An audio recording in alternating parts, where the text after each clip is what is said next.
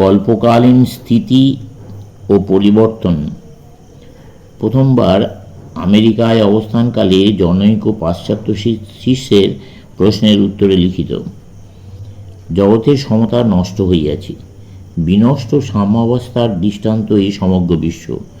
জগতের সব গতিকেই এই সাম্যাবস্থা ফিরিয়া পাইবার প্রয়াস বলা যায়, সেজন্য ইহাকে গতি আখ্যা দেওয়া চলে না। অন্তর্জগতের সাম্যাবস্থা এমন একটি জিনিস যাহা আমাদের চিন্তার অতীত, কারণ চিন্তা নিজেই গতিবিশেষ।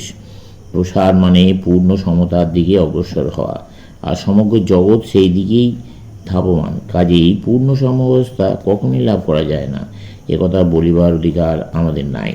সাম্যাবস্থার কোনরূপ বৈচিত্র্য থাকা অসম্ভব, উহাকে বৈচিত্র্যহীন হইতেই হইবে, কারণ যতক্ষণ পর্যন্ত মাত্র দুটি পরমাণু থাকিবে ততক্ষণ ওরা পরস্পরকে আকর্ষণ বিকর্ষণ করিয়া সাম্যভাব নষ্ট করিবে। সাম্যাবস্থা একত্ব, স্থিতি ও সাদৃশ্যের অবস্থা। অন্তর্জগতের দিক হইতে এই সাম্যাবস্থার চিন্তাও নয়, শরীরও নয়, এমনকি যাহাকে আমরা গুণ বলি তাহাও নয়। নিজের স্বরূপ বলিতে যাহা বোঝায়, এই অবস্থায় একমাত্র তাহাই থাকে, ইহাই সৎ চিত ও আনন্দ স্বরূপ। একই কারণে এই অবস্থা কখনো দুই প্রকার হইতে পারে না, ইহা অদ্বিতীয়। এখন তুমি আমি প্রভৃতি সর্ববিধ কৃত্রিম বৈচিত্র্য অন্তর্হিত হইবেই, কারণ বৈচিত্র্য পরিবর্তন বা অভিব্যক্তির অবস্থা বা মায়ার অন্তর্গত। অবশ্য বলিতে পারো, আত্মার এই অভিব্যক্ত অবস্থা দেখিয়া আত্মা পূর্বে স্থির ও মুক্ত ছিল। একথা মনে হইলেও বর্তমান ভেদপূর্ণ অবস্থায় উহার প্রকৃত স্বরূপ, যা হইতে আত্মা এই পরিবর্তনশীল অবস্থায় আসিয়াছে, তা আত্মার আদিম অপরিণত অবস্থা। সে অবস্থায় আবার ফিরিয়া যাওয়া মানে অধঃপতন। একথা বলিতে পারো বটে, তবে এ কথার কোনো মূল্য বা গুরুত্ব নাই। থাকিত যদি প্রমাণিত হইত যে আত্মার একরূপতা এবং নানা ধর্মিতা নামক অবস্থা প্রাপ্তি মাত্র একবারই ঘটে, কিন্তু তাহা তো নয়। যা একবার ঘটে বারবার তার পুনরাবৃত্তি হইবেই। স্থিতিকে অনুসরণ করে পরিবর্তন জগৎ। স্থিতির পূর্বে পরিবর্তন নিশ্চয়ই ছিল, এবং পরিবর্তনের পর স্থিতি আবার আসিবেই। বারবার এরূপ ঘটিবে। যত চিন্তা করা হাস্যকর যে একদা নিরবিচ্ছিন্ন স্থিতি ছিল এবং তারপর নিরবিচ্ছিন্ন পরিবর্তন আসিয়াছে। প্রকৃতির প্রতিটি কণা দেখাইতেছে যে ক্রমান্বয়ে স্থিতি ও পরিবর্তনের ভিতর দিয়া উহা নিয়মিতভাবে চলিতেছে।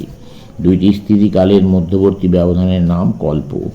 কাল্পিক স্থিতি একটি পূর্ণ সমজাতীয় অবস্থা হইতে পারে না, হইলে ভাবী বিকাশের পরিসমাপ্তি ঘটে। একথা বলা অযৌক্তিক যে বর্তমান পরিবর্তনের অবস্থা পূর্বের স্থিতি অবস্থার তুলনায় উন্নততর, কারণ তা হইলে ভাবী স্থিতি অবস্থার কাল পূর্ববর্তী পরিবর্তনের অবস্থার কাল অপেক্ষা অধুনাতন হওয়ার জন্য সে অবস্থা পূর্ণতর হইবে। প্রকৃতি একই রূপ বারে বারে দেখাইতেছে, নিয়ম বলিতে বস্তুত ইহাই বোঝায়। জীবাত্মাদের বেলা কিন্তু বিভিন্ন কল্পে ক্রমশ উন্নততর অবস্থা প্রাপ্তি ঘটে, অর্থাৎ জীবাত্মারা কল্প হইতে কল্পান্তরে নিজ স্বরূপের অধিকতর নিকটবর্তী হয়। এভাবে ক্রমোন্নত হইতে হইতে প্রতি কল্পেই অনেক জীবাত্মা মুক্ত হইয়া যায়, আর তাহাদের সংসার চক্রে আবর্তিত হইতে হয় না। বলিতে পারো, জীবাত্মা তো জগৎ প্রকৃতির অংশ। জগৎ প্রকৃতির মতো সেও তো বারবার পুনরাবর্তন করবে, তার মুক্তি হইতে পারে না। জগতের ধ্বংস না হইলে তার মুক্তি হইবে কিরূপে? উত্তরে বলা যায়, জীবাত্মার মায়ার কল্পনা মাত্র। সর্বত সেও যথার্থ সত্তা বা ব্রহ্ম। জীবাত্মায় নির্বিশেষ ব্রহ্ম। প্রকৃতির ভিতরে যা সৎ বস্তু তাহাই ব্রহ্ম। মায়ার অধ্যাসের জন্য তিনি এই নানাত্ব বা প্রকৃতি বলিয়া প্রতীত হইতেছেন।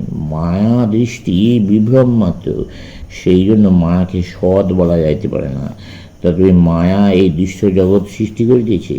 যদি বলো, মায়া নিজে অসৎ হইয়া সৃষ্টি করে কিরূপে?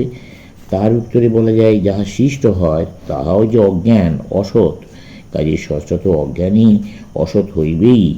জ্ঞানের দ্বারা অজ্ঞান সৃষ্ট হইতে পারে কিভাবে? কাজে বিদ্যা ও অবিদ্যা এই দুই রূপে মায়া কার্য করিতেছে। অবিদ্যা বা অজ্ঞানকে নাশ করিয়া বিদ্যা নিজেও বিনষ্ট হয়। এইভাবে মায়া নিজেকে নিজেই বিনাশ করে। যাহা বাকি থাকে তাহাই সচ্চিদানন্দ ব্রহ্ম। প্রকৃতির ভেতর যাহা সৎবস্তু তাহাই ব্রহ্ম। প্রকৃতি তিনটি রূপে আমাদের কাছে আবির্ভূত হয়: ঈশ্বর, চিৎ বা জীব, এবং অচিৎ বা জড়বস্তু। এসবেরই প্রকৃত স্বরূপ ব্রহ্ম। মার ভিতর দিয়া দেখি বলিয়া তিনি নানা রূপে প্রতিভাত হন। তবে ঈশ্বর দর্শন করাই চরম সত্তাকে ঈশ্বর রূপে দর্শন করাই চরম সত্তার সবচেয়ে নিকটবর্তী হওয়া, এবং ইহাই সর্বোত্তম দর্শন। সগুণ ঈশ্বরের ভাবই মানবীয় ভাবের সর্বোচ্চ অবস্থা। প্রকৃতির গুণগুলি যে অর্থে সত্য, ঈশ্বরে আরোপিত গুণগুলিও সেই অর্থে সত্য। তথাপি একথা যেন আমরা কখনো ভুলিয়া না যাই যে নির্গুণ ব্রহ্মকে মার ভেতর দিয়া দেখিলে যেরূপ দেখায় তাহাই সগুণ ঈশ্বর। সমাপ্ত।